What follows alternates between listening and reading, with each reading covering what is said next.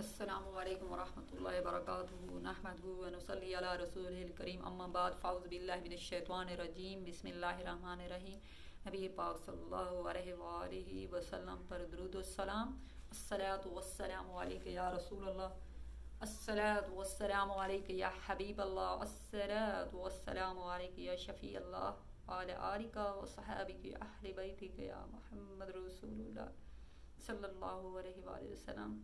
معزز سامعین، آج کے ٹاپک میں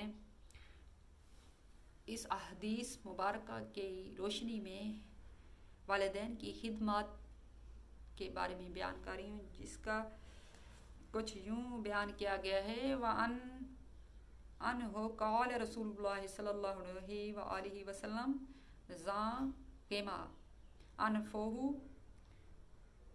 انفہ راغم انفہ کی بلا من یا رسول اللہ صلی اللہ علیہ وسلم قال من ادرک والدیہ عند الکبار احدہما او کلاہما ثم لم يدخل الجنہ،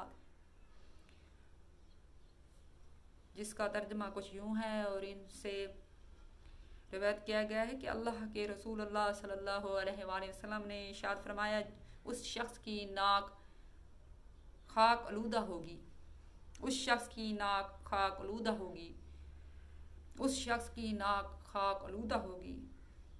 عرض کیا گیا، کس کی ناک؟ اے اللہ کے رسول اللہ صلی اللہ علیہ وآلہ وسلم۔ آپ صلی اللہ علیہ وسلم نے فرمایا، جس شخص نے اپنے والدین کو بڑھاپے کی عمر میں پایا اور ان میں کسی ایک کو یا دونوں کو، پھر وہ جنت میں داخل نہ ہو سکا۔ استغفر اللہ۔ والدین کی خدمت کرنا ہم سب پر لازم ہے، اور جس کا تشریح یوں کچھ بیان کیا گیا ہے کہ اس احادیث میں نبی کریم صلی اللہ علیہ وآلہ وسلم نے والدین کی خدمت کی اہمیت بیان کی ہے کہ جس بد نصیب کو بوڑھے والدین کی خدمت کا موقع ملا اور اس نے غفلت برتی تو وہ دنیا میں ذلیل و خوار ہوگا، آخرت میں جنت اور اس کی نعمتوں سے محروم ہوگا۔ خدمات والدین۔ حضرت ابو ہریرہ رحمۃ اللہ علیہ رضی اللہ تعالیٰ عنہ سے روایت ہے کہ نبی کریم صلی اللہ علیہ وسلم نے فرمایا، اس شخص کی ناک خاک آلودہ ہو، اس شخص کی خاک ناک آلودہ ہو، اس شخص کی ناک خاک آلودہ ہو۔ صحابہ کرام نے عرض کیا، اے اللہ کے رسول، کس کی؟ آپ صلی اللہ علیہ وآلہ وسلم نے فرمایا، جو شخص اپنے والدین میں سے ایک یا دونوں کو عالم پیروی میں پالے اور اس کی خدمت کر کے جنت میں داخل نہ ہو سکا۔ رسول اللہ صلی اللہ علیہ وسلم نے ارشاد فرمایا، تم اور تمہارا مال تمہارے باپ کی ملکیت ہیں۔ طاعت فرما برداری۔ ایک شخص نے رسول اللہ صلی اللہ علیہ وآلہ وسلم سے پوچھا، اولاد پر ماں باپ کا کیا حق ہے؟ آپ صلی اللہ علیہ وآلہ وسلم نے فرمایا، وہ دونوں تمہارے لیے جنت بھی ہیں اور وہ دونوں تمہارے لیے دوزخ بھی ہیں۔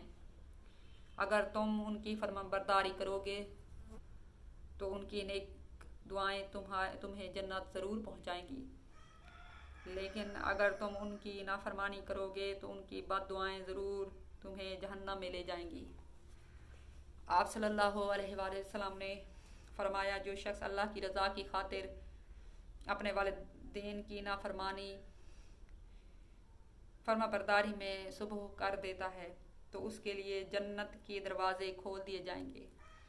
اگر ان میں سے ایک زندہ ہو تو ایک دروازہ کھول دیا جائے گا، اور جو شخص والدین کے بارے میں اللہ کے احکامات کو پشت سے پشت ڈال دیتا ہے تو اس کے لیے جنت کے 2 دروازے کھول دیے جاتے ہیں، جہنم کے اگر ان میں سے ایک زندہ ہو تو ایک دروازہ کھول دیا جاتا ہے۔